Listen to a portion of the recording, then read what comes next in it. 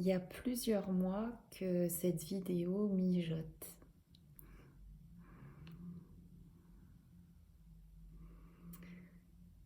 Il y a différentes personnes qui m'ont posé la question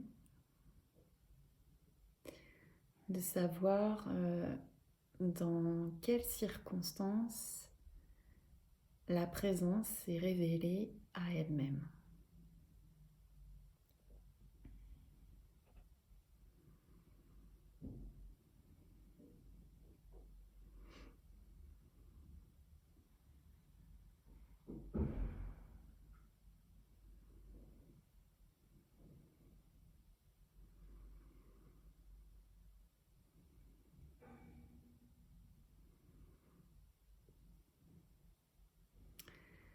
Et avant de plonger dans moi ce que j'appelle la légende ou la fable, la story,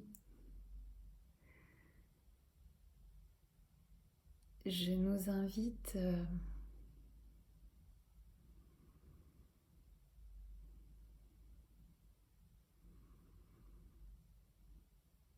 à écouter ce silence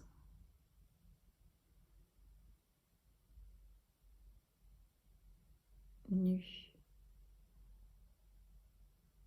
que nous sommes déjà.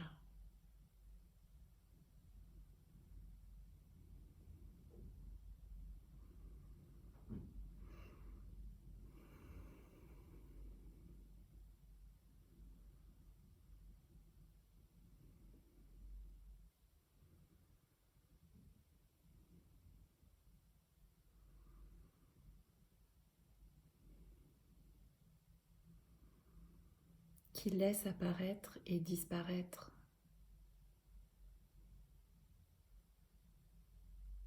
des personnages, des fragments d'histoire.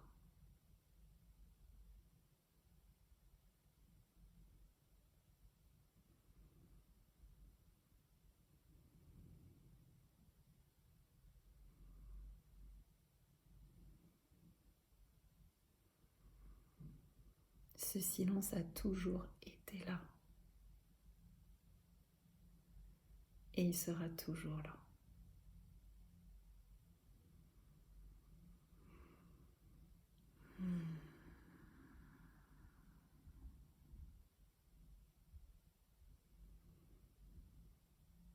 Et on peut vraiment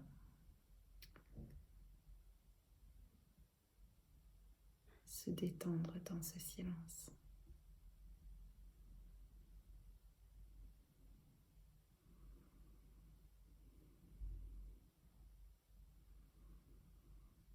Qui épouse tous les chapitres.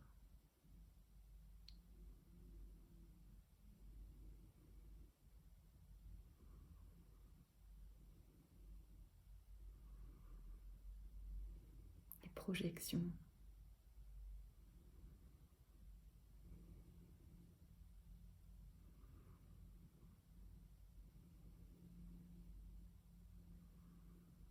Les apparentes lignes du temps.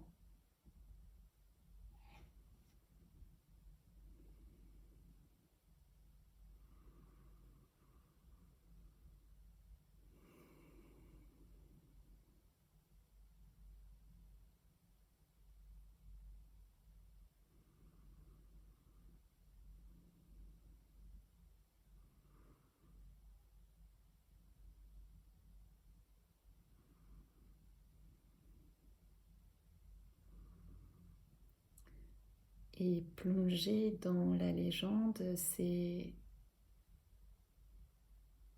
une exploration en soi, c'est une investigation. Parce que même si cette vidéo mijote, là je ne sais pas comment les mots vont sortir. C'est vraiment de l'ordre de il était une fois. Un conte.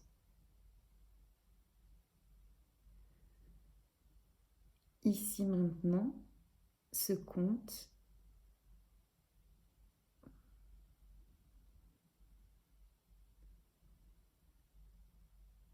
va se manifeste sous, avec ces mots-là.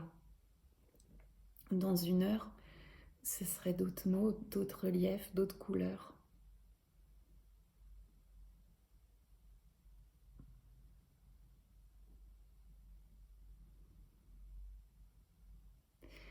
Et chaque fois, moi, qu'on m'interroge sur du passé, il y a un petit vertige en fait qui se fait ressentir. Même quand le soir on me dit alors qu'est-ce que tu as fait aujourd'hui, souvent je suis presque dans l'incapacité de répondre. Il y a comme un gros blanc quoi. Ça me demande un effort de me souvenir, attends, qu'est-ce que j'ai fait aujourd'hui? Et quand, en tant que comédienne, j'ai passé pas mal d'auditions, de castings, donc on doit se présenter d'abord. Et cet exercice, on peut dire, de devoir se présenter, était très inconfortable pour moi.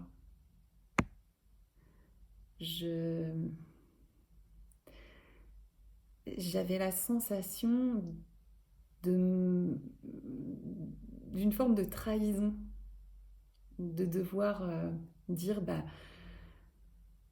j'ai fait ça ou je suis ça. Ça me semblait très réducteur.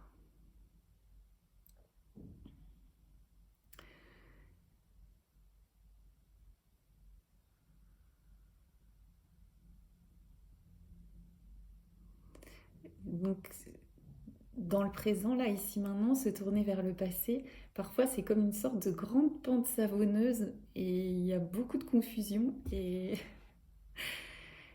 ça part un peu dans tous les sens. Et ça semble irréel.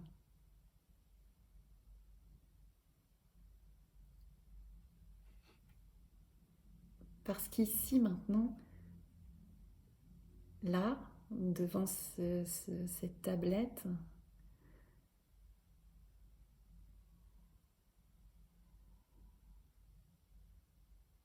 avec ces mots en suspens, ça me semble plus réel.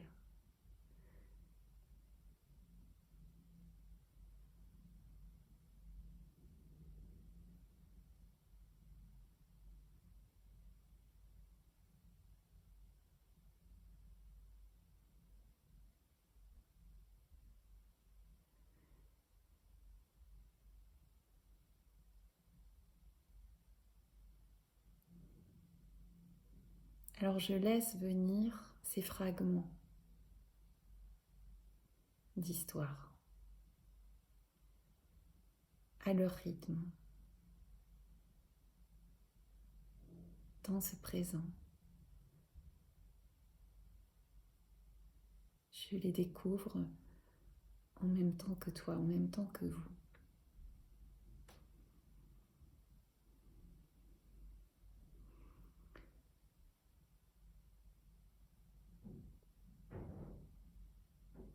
Car finalement, je ne sais pas qui je suis.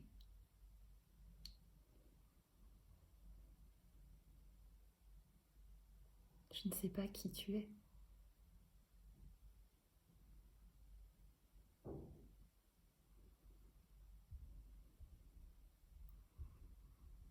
Et cette phrase, justement, qui est là ou qui suis-je?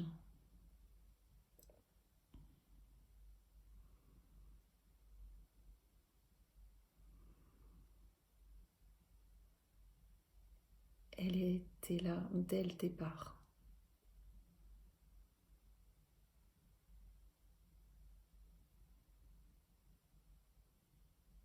Quand j'étais petite, il y avait une armoire à glace dans ma chambre qui me paraissait immense et je pense qu'elle était quand même grande, mais quand on est petit, tout nous paraît plus grand.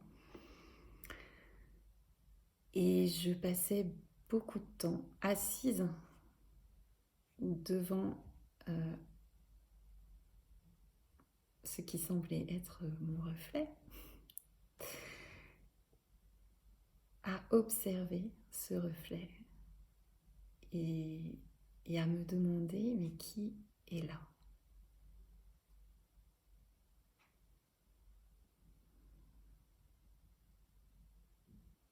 Peut-être que c'était pas exactement ces mots-là à l'époque, mais aujourd'hui, je le traduis comme ça.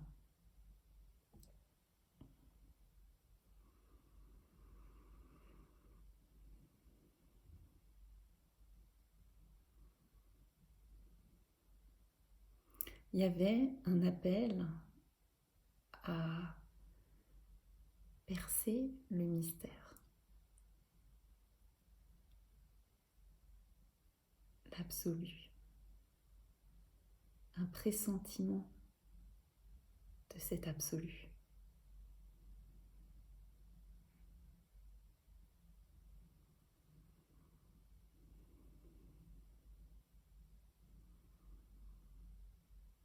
Une écoute de cet imperceptible, de cet insaisissable.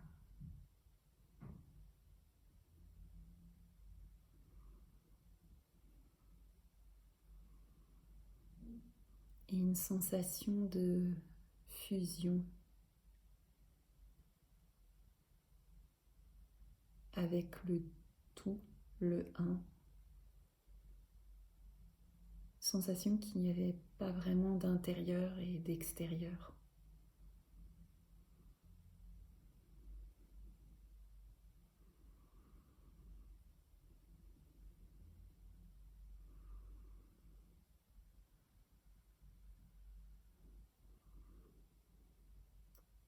Une reconnaissance de cette énergie de vie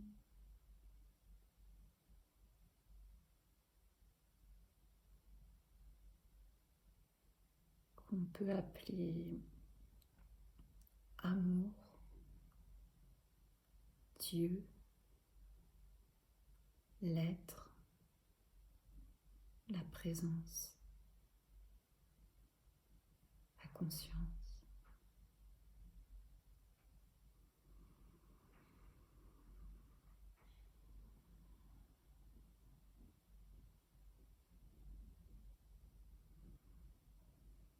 Il y a un mot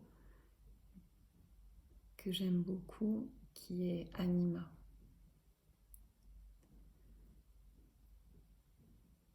J'ai pu aussi l'utiliser comme prénom, il revient parfois, anima ou veranima. L'anima, c'est le souffle de vie, ce qui donne la vie.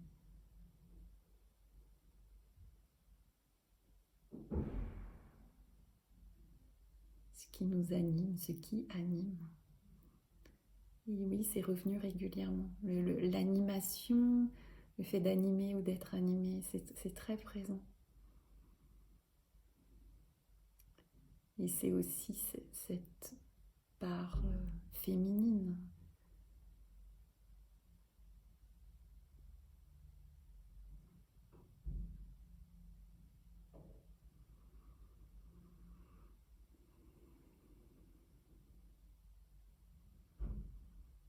Et cette fusion avec le tout, ça se manifestait par, et se manifeste toujours d'ailleurs, par une connexion naturelle et simple aux éléments.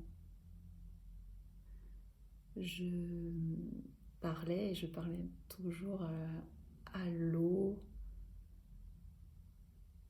à la terre, à l'air, au feu, aux arbres, aux fleurs, aux nuages, aux étoiles, aux animaux.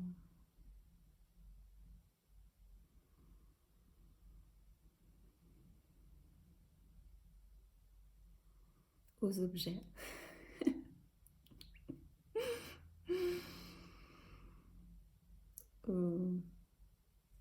À tout aussi ces petits êtres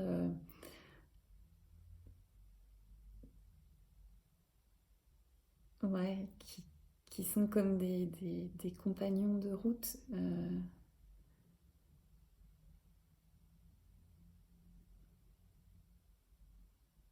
Il y en a qui disent le petit peuple, ou j'ai pas forcément de nom, peut-être enfin, de boîte, mais c'est présent et ça rend le quotidien très très très joyeux, très coloré. C'est c'est la manifestation de la magie.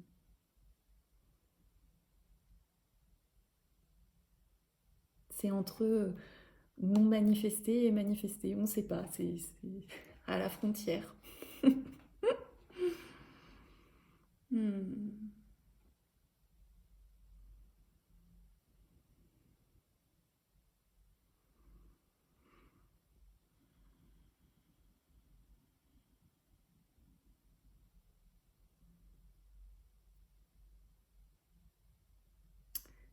Et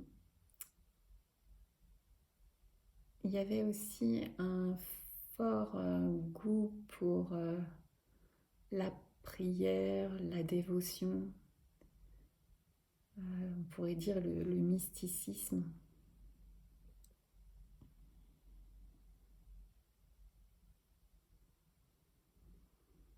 Les églises, la solitude, le silence.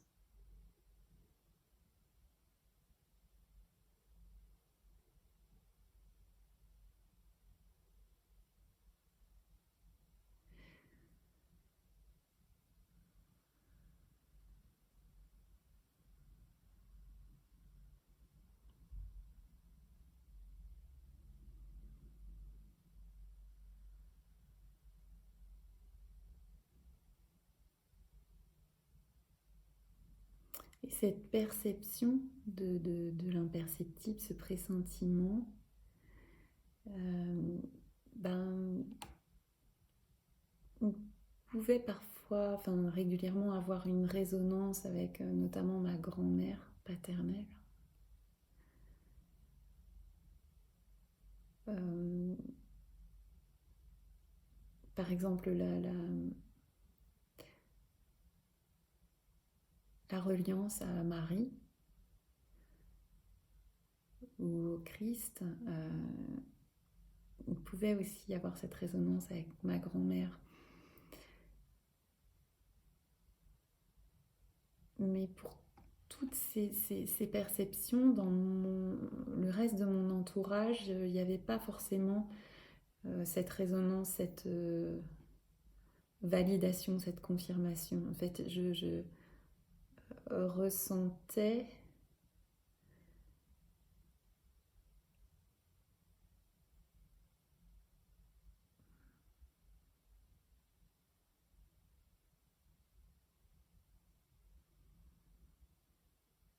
que c'était pas vraiment quelque chose que je pouvais déployer. Euh, donc, dans le ressenti, ça a été quand même un peu voilé. Et de toute façon, parallèlement à cette sensation d'être le tout, de connexion au tout, il y avait aussi une sensation de brouillard, de purée de pois, d'être un peu comme derrière une vitre, comme dans un aquarium, quoi. De voir la vie se dérouler et d'avoir cette sensation que je ne pouvais pas rejoindre les autres.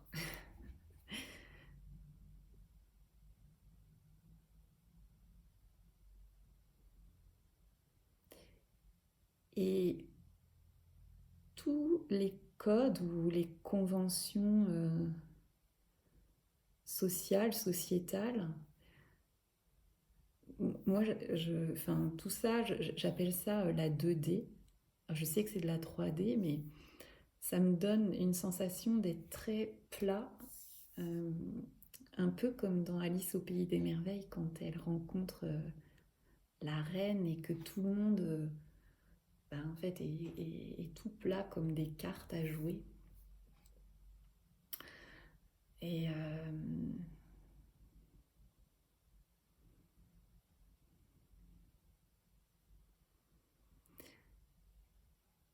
ouais, le ressenti que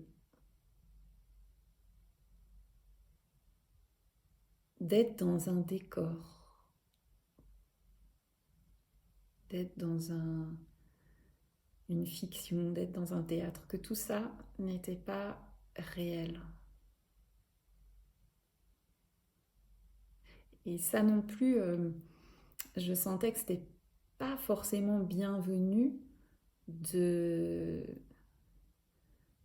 de le mentionner, quoi, enfin, de l'exprimer.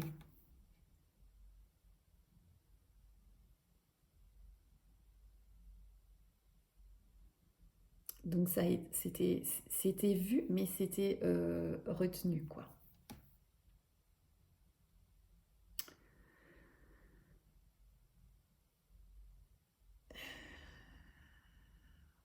Donc ça donnait un peu une sensation d'être une extraterrestre, quoi. De m'être un peu trompée de planète.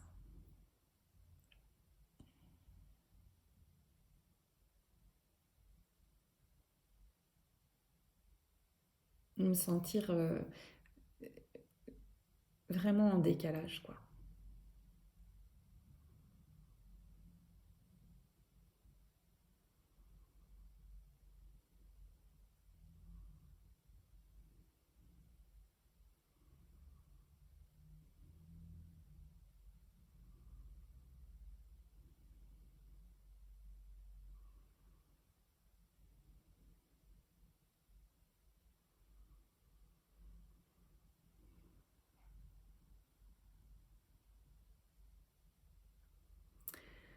Et un autre des ingrédients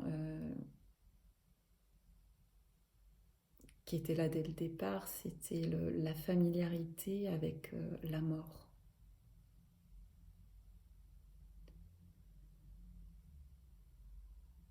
La présence quotidienne de, de cet ange de la mort,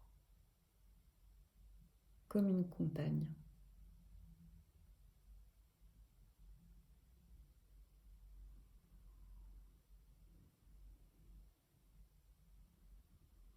Donc ça se traduisait par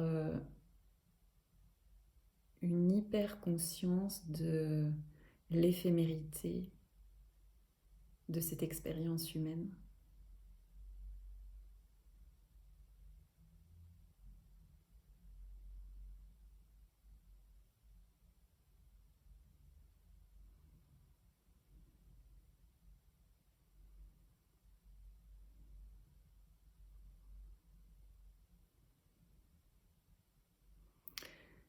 Et aussi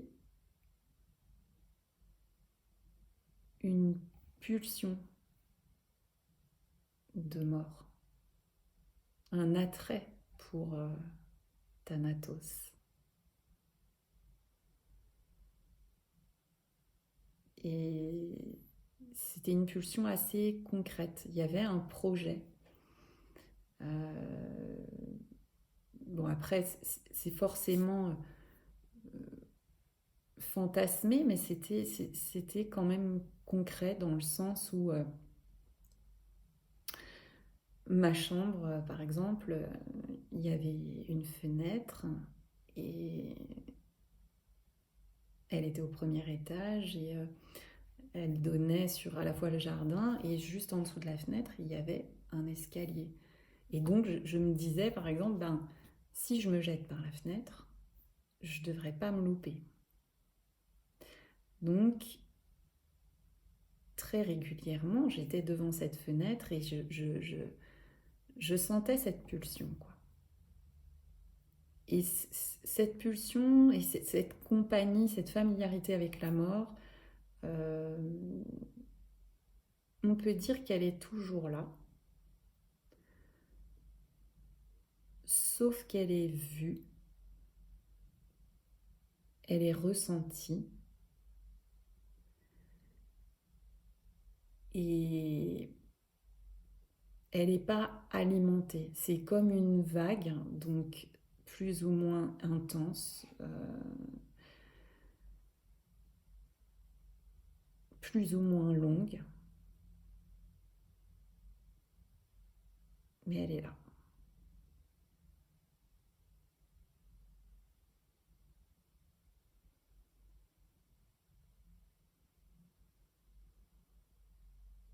C'est-à-dire que comme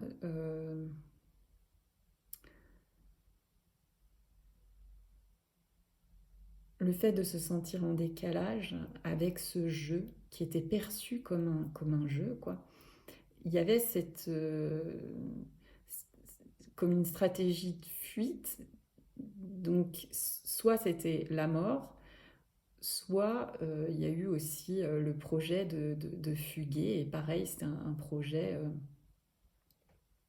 bien concret qui avait duré plusieurs semaines, mois, avec une vraie préparation où on devait fuguer avec une copine. Et voilà, c'était là pour le coup, matériellement, on s'était préparé jusqu'à ce que le poteau rose soit découvert et que finalement